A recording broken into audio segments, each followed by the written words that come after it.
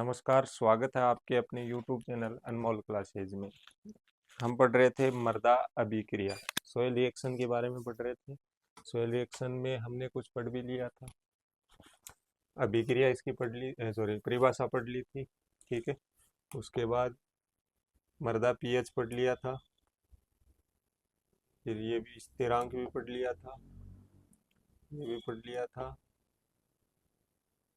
Soil pH भी पढ़ ली थी। यहाँ से पढ़ना है, ठीक है ना, पढ़ लिया था। चलो चलो यहाँ से दोबारा देख लो। ठीक है, देखो पीएच का फॉर्मूला बता दिया था, क्या होगा पीएच का formula. PH is equal to क्या होगा, लॉग 1/, हाइड्रोजन आयनों की सांद्रता। ठीक है, क्लियर यहाँ तक।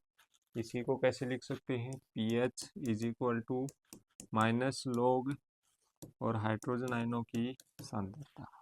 ठीक है, यहाँ P का मतलब क्या होगा बेटा, प्रोटॉन या ग्रामीण पावर, या P फॉर पोटेंशियल। ठीक है, P को अंग्रेजी के बड़े अक्षरों में लिखा जाता है, हमेशा किस अक्षर में लिखेंगे, बड़े अक्षर में।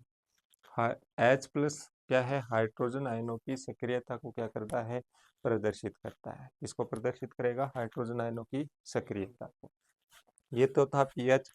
अब पढ़ते हैं पीओएच। ठीक है, वो तो हाइड्रोजन आयनों की सांद्रता को प्रदर्शित कर रहा था, और ये किसकी सांद्रता को प्रदर्शित करेगा, हाइड्रोक्सिल आयनों। इसको प्रदर्शित करेगा, हाइड्रोक्सिल आयनों की सांद्रता को क्या करेगा, प्रदर्शित करेगा। ठीक है, देखो सेम वैसा ही रहेगा, सेम परिभाषा। देखो हाइड्रोक्सिल आयनों की सांद्रता POH इज इक्वल टू किसकी सांद्रता बेटा, हाइड्रोक्सिल आयनों की सांद्रता। अब हाइड्रोक्सिल आयनों की सांद्रता, OH को क्या किस में बंद कर दूं, बड़े कोष्ठक में।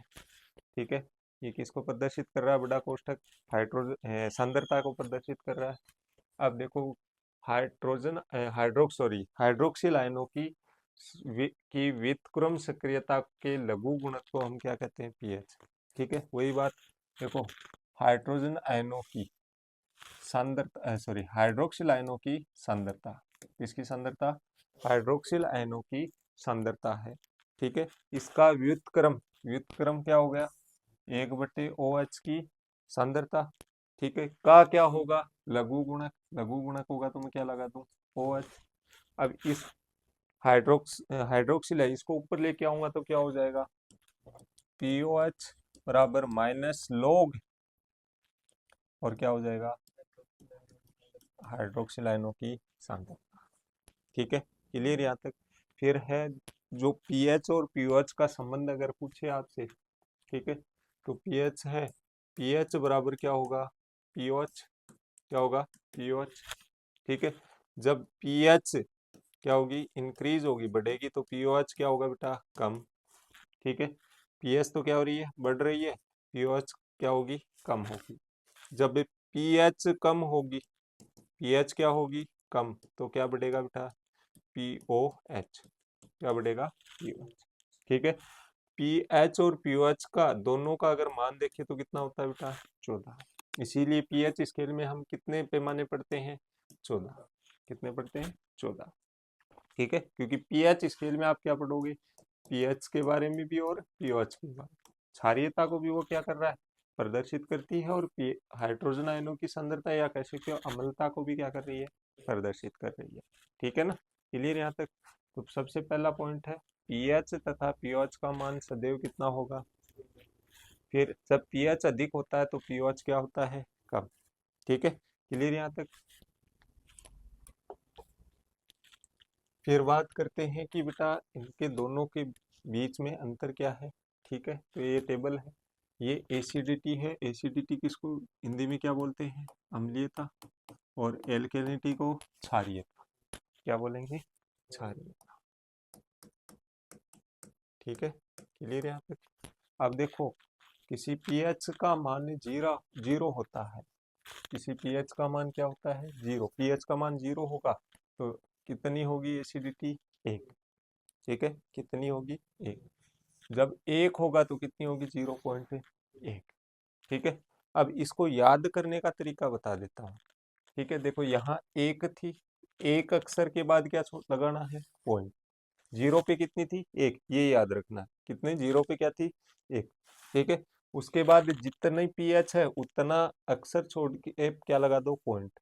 ठीक है, अब देखो एक थी, यहाँ एक थी, अब इसका कितना छोड़ दूं, एक अक्षर, तो कितना हो जाएगा, 0.1, क्या हो जाएगा, 0.1। ठीक है, इसी प्रकार पीएच 14 तक ये चलेगा, 14 आ जाएगी तो कितने अक्षर छोड़ोगे, 14, कितने छोड़ोगे, 14। ठीक है, तो दो होगी तो कितनी होगी, 0.01, कितनी होगी, 0.01। दो था, दो अक्षर छोड़ के क्या लगाए, पॉइंट लगाए। ठीक है, तीन होगी तो कितनी हो जाएगी, 0.01। ठीक है, इसी प्रकार पीओएच की अगर हम बात करें तो पीओएच का देखो, ये टेबल बना लिया आपने इस तरीके से, अब इसको जस्ट उल्टा कर दोगे, जस्ट क्या कर दोगे, उल्टा। 14 होगी पीएच तो कितने, 13 जीरो और एक। ठीक है, फिर 13 होगी तो 12 जीरो और एक। ठीक है, ये किसको प्रदर्शित कर रहे हैं, एसिडिटी को और एल्केनिटी को। ठीक है, क्लियर, यहाँ तक क्षारीयता को और अम्लता, क्लियर कर दोगे। फिर आती है पीएच स्केल, क्या आती है, पीएच स्केल, ये देख रहे हो क्या है, ये पीएच स्केल। ठीक है, देखो यहाँ क्या है, 7 से नीचे की तरफ जा रहे हैं तो अम्लता क्या हो रही है बेटा, बढ़ रही है। ठीक है, 7 से ऊपर की तरफ जाओगे तो क्या बढ़ेगी बेटा, क्षारीयता, क्या बढ़ती है, क्षारीय। और 7 पे कैसी रहेगी, उदासीन, कैसी रहती है, उदासीन। ठीक है, क्लियर यहाँ तक। अब इससे बेटा पेपर सा होता है, उस पेपर पे क्या हो, डुबो के देखोगे तो जीरो पे कैसा कलर दिखाई दे रहा है आपको, रेड सा दिखाई दे रहा है ना। ठीक है, यहाँ लगभग ऑरेंज सा। ठीक है ना, तो ऐसे कलर क्या होते हैं, शो होते हैं। अब उस पेपर का कलर जैसा होगा उससे इसको मैच करके देखेंगे, और जिस कलर से वो मैच खाता है वही उसकी क्या मान लेते हैं, पीएच। ठीक है, और इसके अलावा भी आपके पास दूसरा तरीका है कि डिजिटल पीएच मीटर आता है। ठीक है ना, उससे भी आप पीएच को क्या कर सकते हो, मेजर कर सकते हो। ठीक है, क्लियर। देखो पीएच स्केल की अगर बात करें तो पीएच से मृदा की अम्लता एवं क्षारीयता को मापा जाता है, किसको मापेंगे, अम्लता को और क्षारीयता को। इसका मापन पीएच स्केल द्वारा किया जाता है। फिर पीएच स्केल पे पैमाने कितने, देखो बेटा यहाँ देखो कितने हैं, 0 से 14 तक, कितने पैमाने हैं, 0 से 14, जिसमें 7 क्या होगा, उदासीन। फिर पीएच 0 सक्रिय अम्लता की अधिकतम सीमा होती है। ठीक है, अधिकतम सीमा का मतलब है कि पीएच 0 पे सबसे ज्यादा क्या होगा, अम्लीयता, क्या होती है, अम्लीयता। और अगर क्षारीयता की पूछे तो क्या है बेटा, 14, कितनी होगी, 14। ठीक है, फिर है तथा पीएच 14 क्षारीयता की क्या होगी, अधिकतम सीमा को क्या करेगी, प्रदर्शित। फिर उदासीनता पर पीएच बराबर पीओएच कितना होता है, 7। पीएच हाइड्रोजन आयनों की और हाइड्रोक्सिल आयनों की दोनों की सांद्रता क्या होगी, बराबर होगी, क्या होगी, बराबर।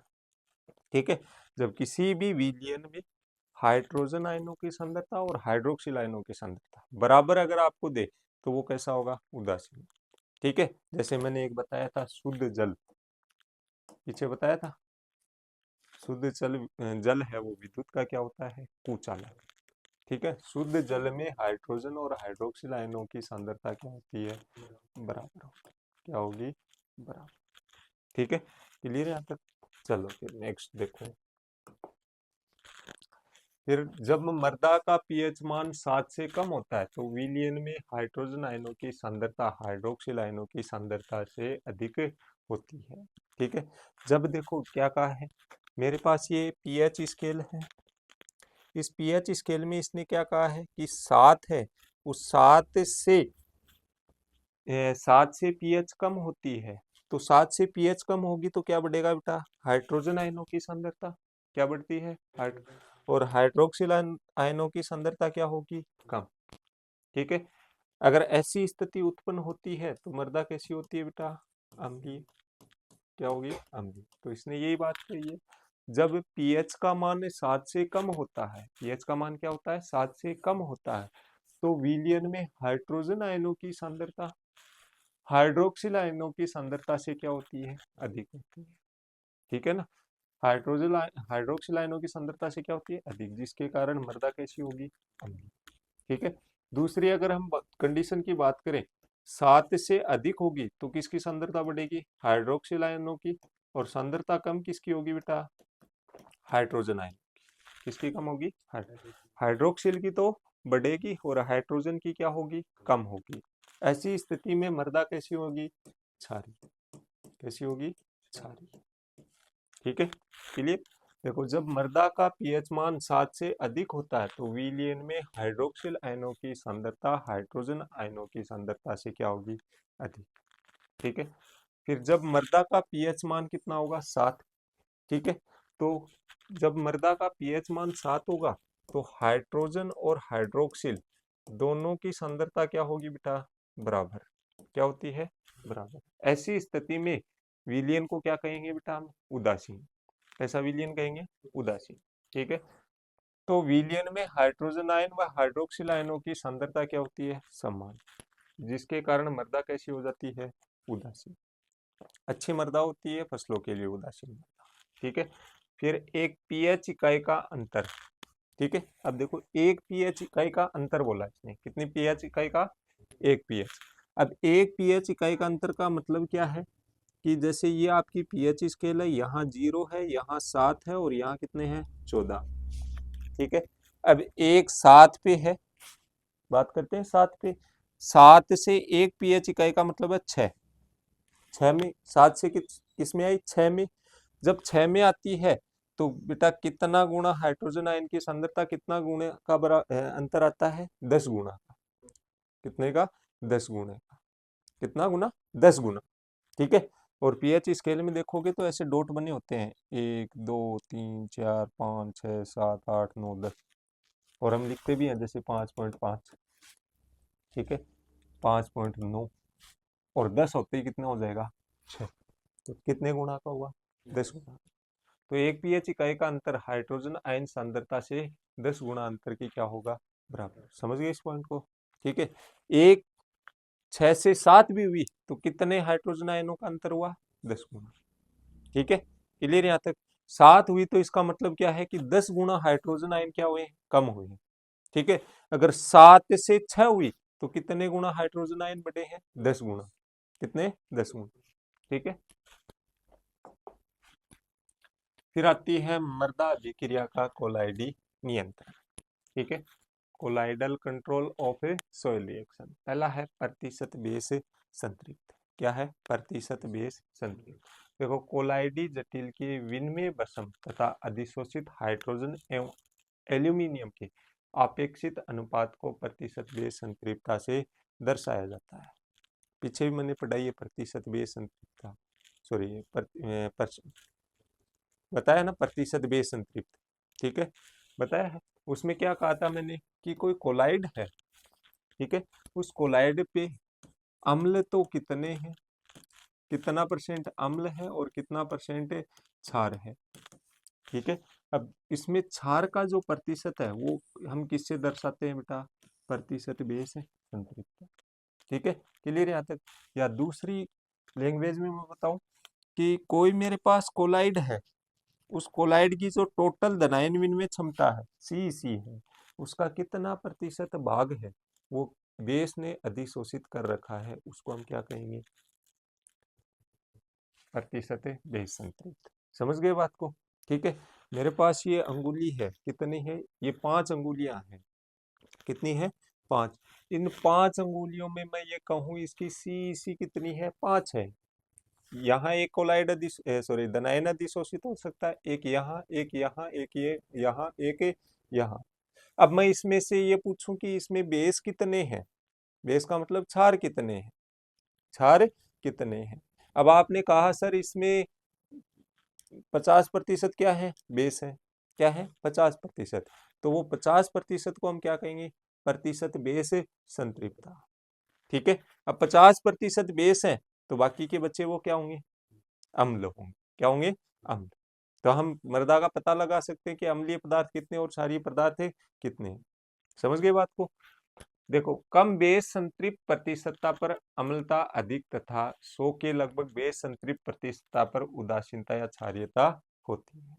ठीक है, कम बेस प्रतिशत है वहां तो क्या होगी, अम्लता अधिक। अगर 100 के लगभग बेस संतृप्त प्रतिशतता पर है, या तो कैसी होगी, उदासीन होगी, या कैसी मिलेगी अपने को, क्षारीयता। ठीक है, और वो क्षारीयता और उदासीन क्यों मिलती है, तो वो कोलाइड के नियंत्रण, जिस प्रकार का कोलाइड रहता है उसी प्रकार की बेटा अपने को क्या मिलते हैं, क्षार अधिशोषित, या कह सकते हो पीएच मिलेगी।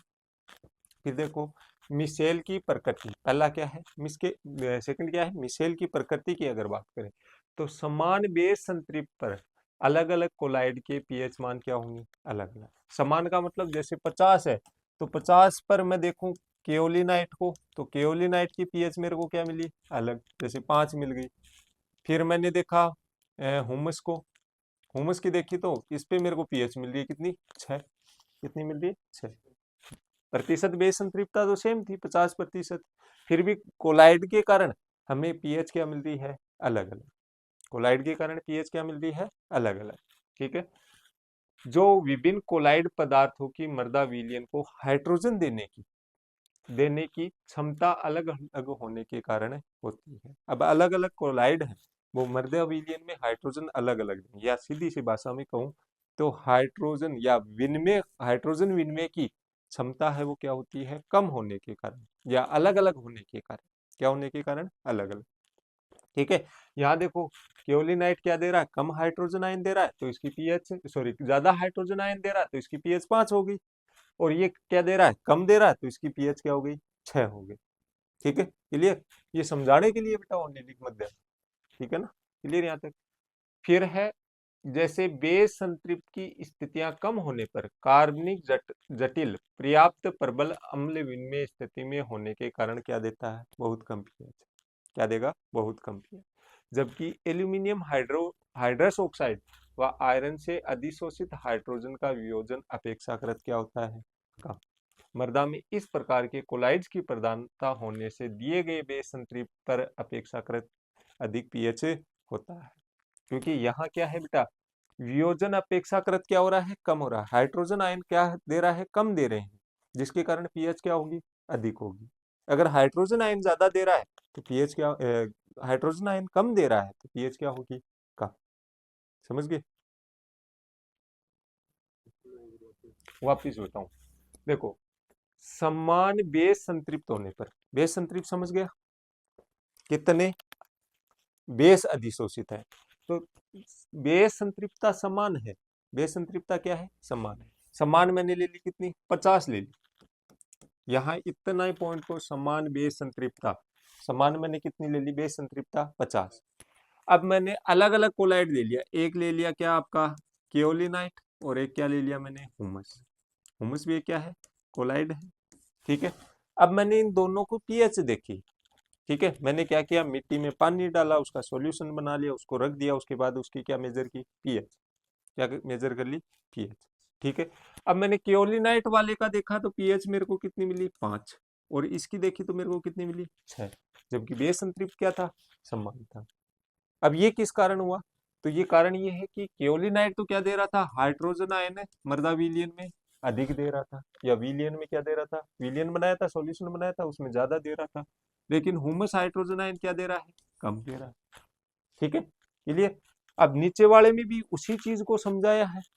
ठीक है, इसने दो कंडीशन दी है, एक क्या दे रखा है, कार्बनिक जटिल, कार्बनिक जटिल किसको बोल सकते हैं, हुमस को।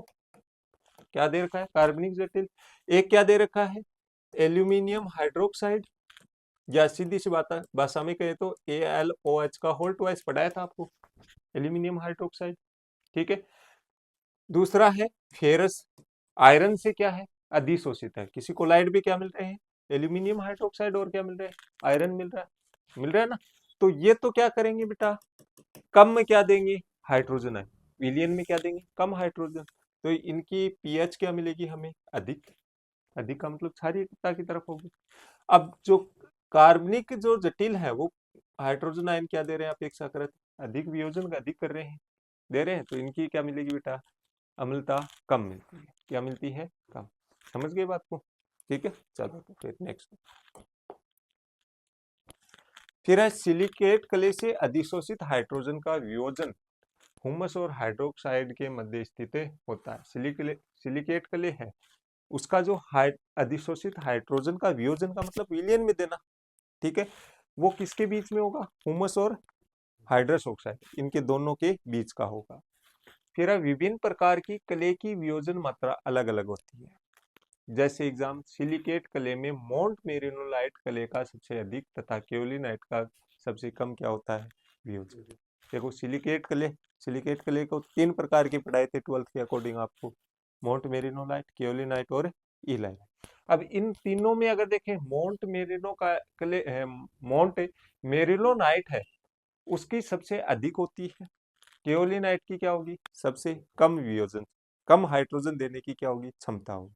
इलाइट की क्या होगी, बीच की, क्या होती है, बीच। इसलिए बेस संतृप्त पर सिलिकेट क्ले का पीएच कितना होता है, 5.2 से 5.8 होता है। क्या होगा, 5.2 से 5.8, ठीक है। बेस संतृप्तता समान है या सेम ही है। सेम होने के बावजूद भी जो आपकी सिलिकेट क्ले का पीएच है वो कितना आता है बेटा, 5.2 से 5.8। हुमस ऑक्साइड की अगर बात करें तो इसका कितना आ रहा है, 6 से 7। कितना आ रहा है, 6 से 7 आ रहा है। क्यों आ रहा है, क्योंकि हाइड्रो ऑक्साइड है वो हाइड्रोजन आयनों का वियोजन क्या कर रहा है, कम। ये क्या कर रहा है, अधिक। क्या कर रहा है, अधिक, ठीक है, क्लियर। तथा कार्बनिक क्लोराइड का पीएच कितना होगा, 4.4 से 5। क्या होगा, 4.4 से 5 होगा, तो इसका मतलब ये बहुत ज्यादा क्या दे रहा है, हाइड्रोजन आयन दे रहा है। क्या दे रहा है, हाइड्रोजन, ठीक है, क्लियर यहाँ तक। और हाइड्रोजन सॉरी कार्बनिक पदार्थों की अगर हम बात करें तो कार्बनिक पदार्थ है वो बेटा मृदा को कैसे बनाते हैं, अम्लीय। अम्लीय मृदा जब पढ़ोगे तो अम्लीय मृदा बनने के जो कारण है उसमें लिखा हुआ है कार्बनिक पदार्थ। कार्बनिक पदार्थों के विच्छेदन से CO2 प्लस H2O बनती है। CO2 जल के साथ अभिक्रिया करेगी और क्या बनाएगी, कार्बनिक अम्ल। क्या बनाती है, कार्बनिक।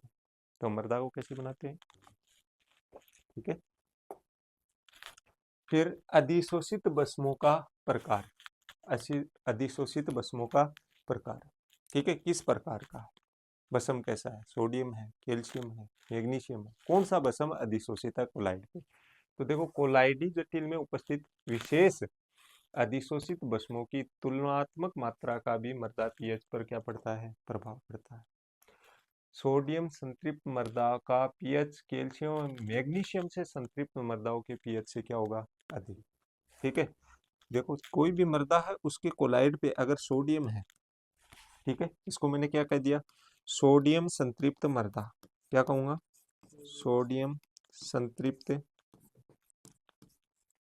संतृप्त मृदा, ठीक है। मेरे पास किसी कोलाइड पे क्या है, कैल्शियम और मैग्नीशियम, ठीक है। या अकेला कैल्शियम है तो कैल्शियम संतृप्त कर दूंगा, मैग्नीशियम है तो मैग्नीशियम संतृप्त। अब दोनों एक साथ बोल रहा हूँ तो क्या बोल दूंगा इसको, कैल्शियम व मैग्नीशियम संतृप्त मृदा, क्या बोलूंगा, संतृप्त। अब इन दोनों की मैं अगर पीएच देखूं बेटा तो सोडियम वाले की पीएच क्या मिलेगी, अधिक। और सोडियम किसके लिए रिस्पॉन्सिबल होता है, क्षारीयता के लिए। किसके लिए, क्षारीय। तो इसकी पीएच तो मेरे को क्या मिलेगी, अधिक, अधिक पीएच मिलेगी। और इसकी अपेक्षा इसकी देखूंगा तो पीएच क्या मिलेगी, कम। होते दोनों ये भी क्षारीय, लेकिन इसका पीएच मान अधिक होगा और इसका पीएच मान क्या होगा, कम होगा। क्या होता है, कम। क्लियर यहाँ तक। फिर एक उदाहरण दे रखा है, यदि प्रतिशत बेस संतृप्तता 90 है, ठीक है, प्रतिशत बेस संतृप्तता, परसेंटेज बेस सेचुरेशन कितना दे रखा है बेटा, 90%, ठीक है। अब है और कैल्शियम मैग्नीशियम पोटेशियम तथा सोडियम का अनुपात किस किस का दे रखा है, कैल्शियम का, मैग्नीशियम का और पोटेशियम का और सोडियम का, तीनों का दे रखा है। अनुपात कितना दे रखा है, कैल्शियम 10, फिर दे रखा है 3, 1, 1, ठीक है। कैल्शियम कितने 10, मैग्नीशियम 3 है, पोटेशियम कितने 1 है और सोडियम कितना है 1, ठीक है। फिर इसी बेस संतृप्त पे दूसरे समय पे अनुपात कितना दे रखा है, सोडियम का कितना बेटा 5, ठीक है। फिर मैग्नीशियम का 1, फिर अपने को पोटेशियम का कितना 1, फिर अपने को कितना दे रखा है 9, ठीक है। लेकिन ऊपर वाले अनुपात की अगर हम बात करें तो इसकी पीएच क्या होगी बेटा, कम। इसकी पीएच तो क्या होगी, कम।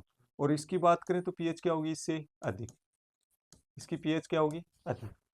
क्यों होगी, क्या कारण है इसका, कारण बता सकते हो, क्या कारण है?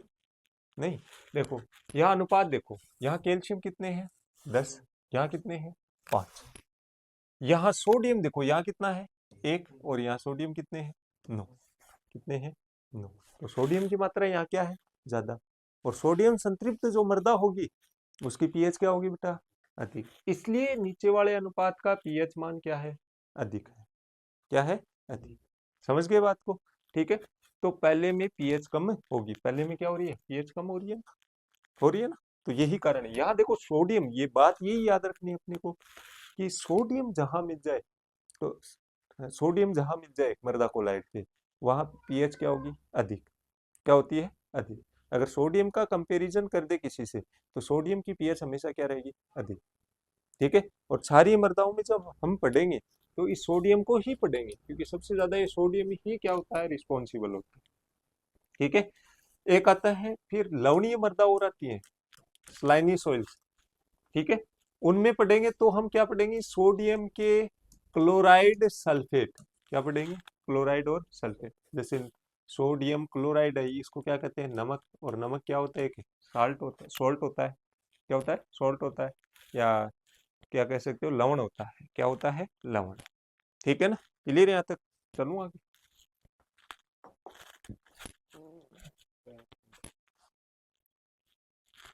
फिर आता है मृदा पीएच में मुख्य परिवर्तन, ये मुख्य परिवर्तन कैसे होगा, तो देखो परिवर्तन दो चीजों से ही होगा, पीएच की कितनी कंडीशन आ रही है अपने पास, दो, हाइड्रोजन आयन और हाइड्रोक्सी आयन, हाइड्रोजन क्या करेगा, अम्लता उत्पन्न करता है, तो अम्लीय कारक है अपने पास, अम्लीय कारक बढ़ रहे हैं तो मृदा कैसी होगी, अम्लीय, पीएच क्या होगा, कम होगा, क्षारीय कारक बढ़ रहे हैं तो पीएच क्या होगी, अधिक, क्या होगी, अधिक, तो परिवर्तन अपने पास तो ही है, अम्लीय और क्षारीय, क्या है, अम्लीय और क्षारीय, ठीक है, ये पढ़ेंगे अगले क्लास, ठीक।